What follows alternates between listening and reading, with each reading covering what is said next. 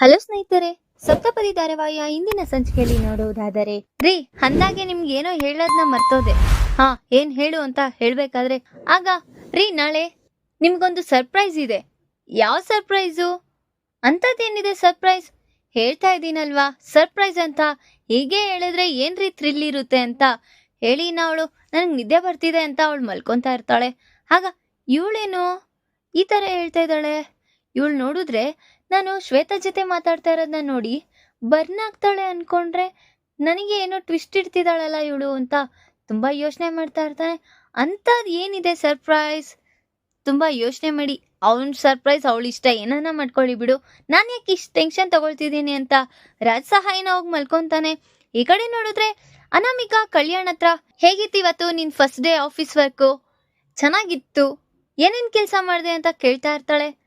ಏನೇನೋ ಮಾಡ್ದೆ ಸ್ಟಾಫ್ಗಳ ಜೊತೆ ಮಾತಾಡ್ತಿದ್ದೆ, ಸೆಕ್ಯೂರಿಟಿ ಅವ್ರ ಹತ್ರ ಮಾತಾಡ್ತಿದ್ದೆ, ಅಟೆಂಡ್ ಅವ್ರ ಹತ್ರ ಎಲ್ಲ ಮಾತಾಡ್ತಿದ್ದೆ, ಏನೇನ್ ವರ್ಕ್ಶಾಪ್ ಇತ್ತೋ ಎಲ್ಲ ಮುಗಿಸ್ತಿದ್ದೆ. ಅನಾಮಿಕಾ, ಯಾಕೆ ಈ ರೀತಿ ಕೇಳ್ತಾ ಇದ್ಯಾ? ಹೋ, ನಾನು ಕೇಳಿದ್ ನೀನ್ ಕೊಡಕ್ ರೆಡಿ ಆಗ್ತಿದ್ಯಾ? ನಿಮ್ಗೇನ್ ಬರೀ ಮೂರೊತ್ತು ಅದೇನಾ ಜಪ? ಗಂಡ್ಮಕ್ಳಂದ್ರೆ ಬರೀ ಇದನ್ನೇ ಇಟ್ಕೊಂಡಿರ್ತೀರಲ್ಲ, ಇನ್ಯಾವುದೇ ರೀತಿ ಮನ್ಸಲ್ಲಿ ಇಟ್ಕೊಳ್ದಿರಾ? ಇನ್ನೇನ್ ಮಾಡ್ತಾರೆ? ಹೆಣ್ಮಕ್ಳು ಇರೋದೇ ಅದಕ್ಕೆ, ಗಂಡ್ಮಕ್ಳು ಇರೋದು ಅದಕ್ಕೇನೆ. ಕೇಳೋ ತಪ್ಪಿದ್ಯಾ ಅಂತ ಹೇಳ್ಬೇಕಾದ್ರೆ, ಈಗ ಅವೆಲ್ಲ ನಡೆಯಲ್ಲ, ಸ್ವಲ್ಪ ತಾಳ್ಮೆಯಿಂದ ಕಾಯ್ಬೇಕಾಗುತ್ತೆ ನೀನು ಅಂತ ಹೇಳ್ತಾ ಇರ್ತಾರೆ. ಇನ್ನ ಎಷ್ಟು ದಿವಸ ಅಂತ ಕಾಯ್ಲಿ ಅನಾಮಿಕಾ? ಹೇಳು, ನೀನ್ ಈ ರೀತಿ ಮಾಡ್ತಾ ಇರೋದು ನನಗೆ ಇಡಿಸ್ತಾ ಇಲ್ಲ ಅಂತ ಕಲ್ಯಾಣ್ ಸಹ ಹೇಳ್ತಾ ಇರ್ತಾನೆ.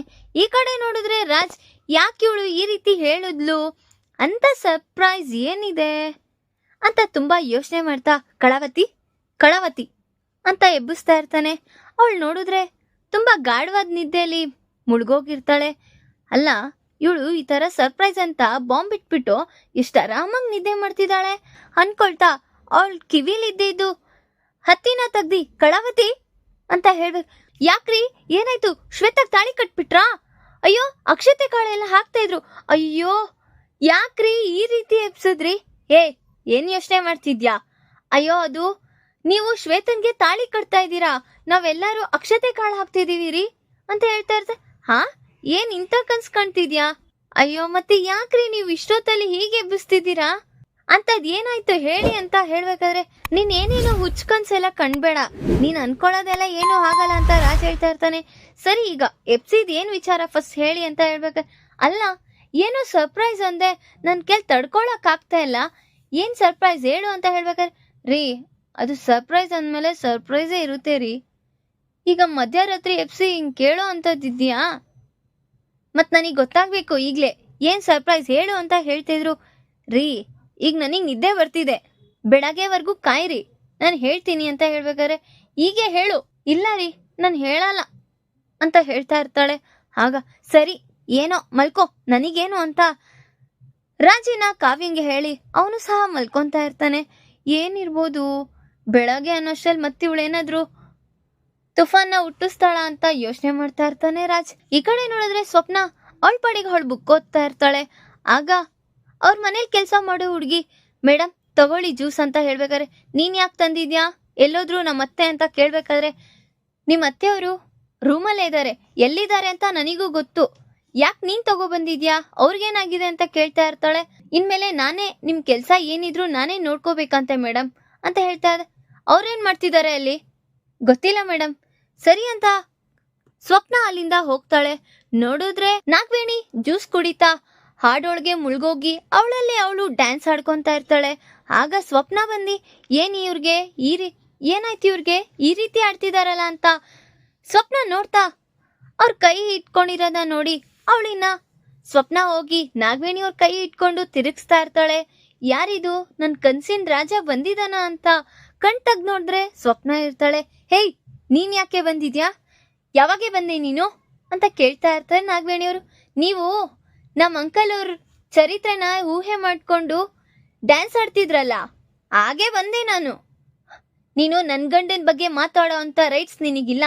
ನಾನು ಏನಾದ್ರೂ ಅನ್ಕೊಳ್ತೀನಿ, ನೀನ್ ಅದಕ್ಕೆ ಏನ್ ಮಾತಾಡ್ಬೇಕು ಅನ್ನೋದು ನಿನಗೆ ಗೊತ್ತಾಗಲ್ವಾ?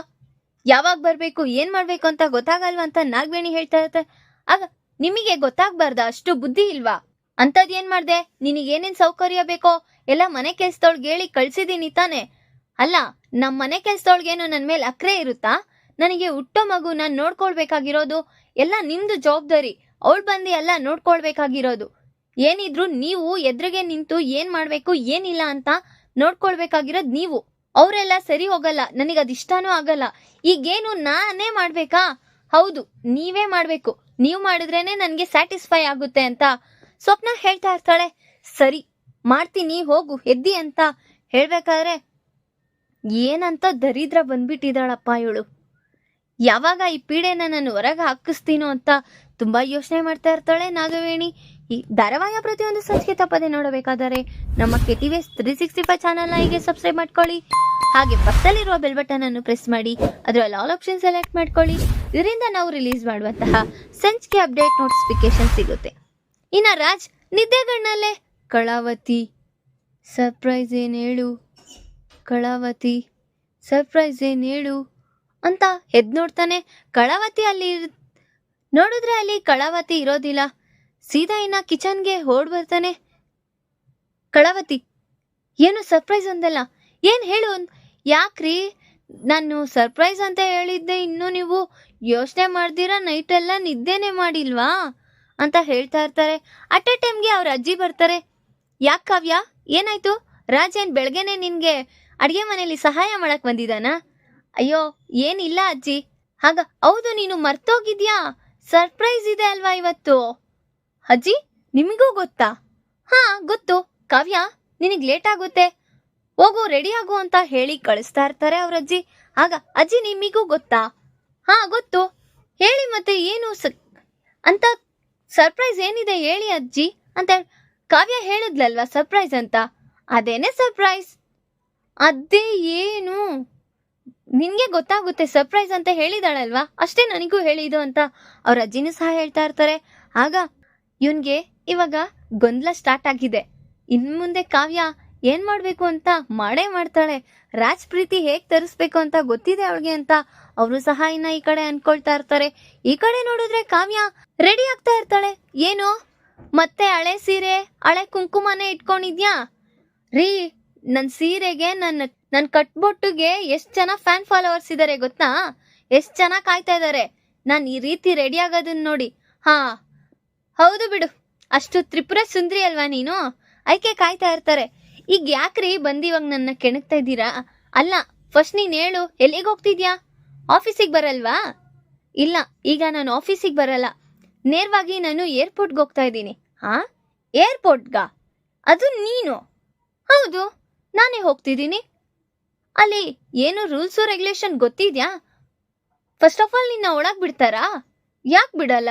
ನನಗೆಲ್ಲ ರೂಲ್ಸು ಗೊತ್ತಿದೆ, ನೀವೇನು ಅದಕ್ಕೆ ಭಯ ಪಡೋ ಅಂತ ಅವಶ್ಯಕತೆ ಇಲ್ಲ ಅಂತ ಹೇಳ್ತಾ ಇರ್ತಾಳೆ. ಅಂಥದ್ದು ಏನ್ ಇಂಪಾರ್ಟೆಂಟ್ ಇದೆ ಇಷ್ಟೆಲ್ಲ ನೀನು ಹಿಂಗ್ ಮಾತಾಡ್ತಿದ್ಯಾ? ರೀ ಅದು ಹಾ ಅದು ಏನ್ ಹೇಳು? ರೀ ನಮ್ ಬಾವ ಬರ್ತಿದಾರೆ ರೀ.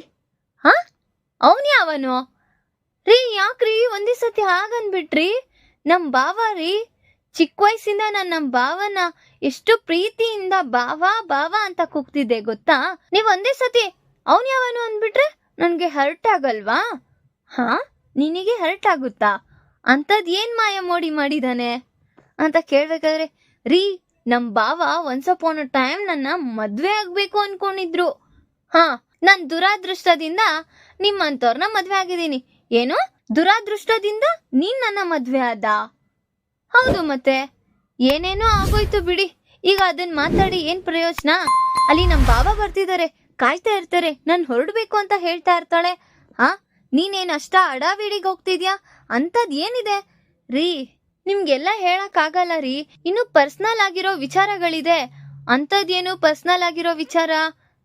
ನಮ್ ಭಾವನ ನಾನ್ ನೋಡ್ಬೇಕು, ಅವ್ರ ಹೈಟು ವೆಯ್ಟು ಹೇಗಿದ್ದಾರೆ ಗೊತ್ತಾ? ಹಾಗೆ ಮುದ್ದ ಆಡ್ತಿರ್ಬೇಕು ಅನ್ಸುತ್ತೆ ಅಂತ ರಾಜ್ ಮುಂದೆನೆ ಅವ್ರನ್ನ ಹೊಗಳ್ತಾ ಇರ್ತೆ. ಇವಳೇನು ನಾನ್ ಕೇಳಿದ್ದು ನಿನ್ಗೆ ಅವನ್ ಹೈಟು ವೆಯ್ಟು ಅಲ್ಲ, ಅವನ್ ಹೆಸ್ರೇನ್ ಹೇಳು? ಅವ್ರ ಹೆಸರು ಭಾವ. ನನಗೂ ಗೊತ್ತಿದೆ ನಿಮ್ ಭಾವ ಅಂತ. ಅವನ್ಗೇನ್ ಹೆಸರು ಕುಲ ಗೋತ್ರ ಇಲ್ವಾ? ಹೇಳ್ತಿಲ್ವಾ? ನಾನ್ ತುಂಬಾ ಪ್ರೀತಿಯಿಂದ ಕರೆಯೋದು ಭಾವ. ಕರ್ಕೊಂಡ್ ಬರ್ತೀನಿ ಬಿಡ್ರಿ. ಯಾಕ್ರಿ ಇಷ್ಟೊಂದ್ ಆತ್ರ ನಿಮಗೆ? ಸರಿ ನನ್ಗೆ ಟೈಮ್ ಆಗ್ತಿದೆ, ನಾನು ಹೊರಡ್ತೀನಿ, ನೀವು ಆಫೀಸ್ಗೆ ಹೋಗಿರಿ, ನಾನು ಸೀದಾ ನಮ್ಮ ಭಾವನ್ ಕರ್ಕೊಂಡು ಆಫೀಸ್ಗೆ ಬರ್ತೀನಿ, ನಿಮ್ನ ಮೀಟ್ ಮಾಡಿಸ್ತೀನಿ ಅಂತ ಕಾವ್ಯ ಇನ್ನ ಅಲ್ಲಿಂದ ಹೊರಡ್ತಾಳೆ. ನಾನ್ ಯಾಕೆ ಈ ರೀತಿ ಜಲ ಸುಡ್ತಾ ಇದ್ದೀನಿ, ಅವ್ನು ಯಾವನ ಭಾವ ಬರ್ಸಿದಾನಂತೆ, ನಾನ್ ಯಾಕೆ ಈ ರೀತಿ ಆಡ್ಬೇಕು, ಬರ್ಲಿ ಅವ್ನ್ ಯಾರ್ ತ್ರಿಪುರ ಸುಂದರ ನೋಡೇ ಬಿಡ್ತೀನಿ ಅಂತ ರಾಜ್ ಸಹ ಮನ್ಸಲ್ಲಿ ಇನ್ನ ಗೊಂದಲ ಸ್ಟಾರ್ಟ್ ಆಗಿರುತ್ತೆ.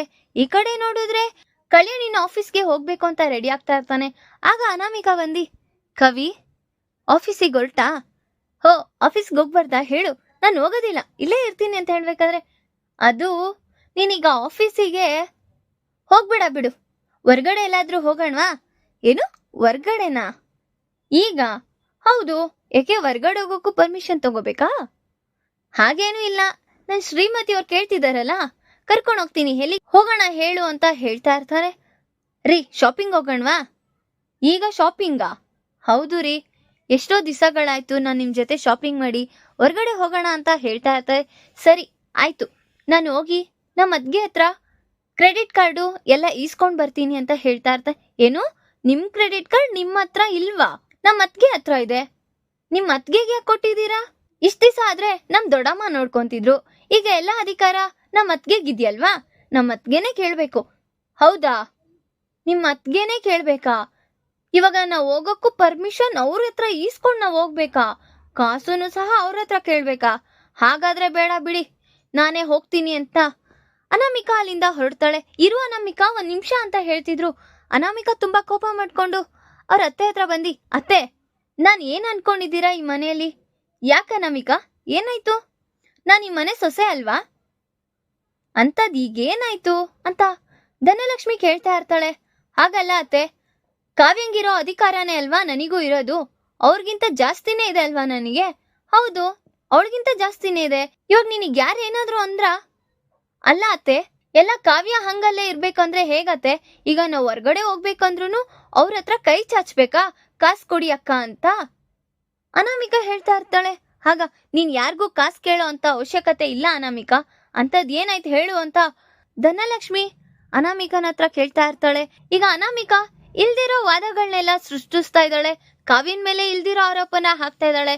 ಈಗ ಅದನ್ನ ಪರವಾಗಿ ಧನಲಕ್ಷ್ಮಿ ಮತ್ತೆ ಕಾವ್ಯನ್ಗೆ ಏನಾದ್ರೂ ಕಳಂಕ ತರ್ತಾಳ? ಈ ಕಡೆ ನೋಡಿದ್ರೆ ರಾಜ್ಗೆ ಸರ್ಪ್ರೈಸ್ ಕೊಡ್ಬೇಕು ಅಂತ ಕಾವ್ಯ ಅವ್ರ ಭಾವನ ಮೀಟ್ ಆಗಕ್ ಹೋಗ್ತಿದ್ದಾಳೆ.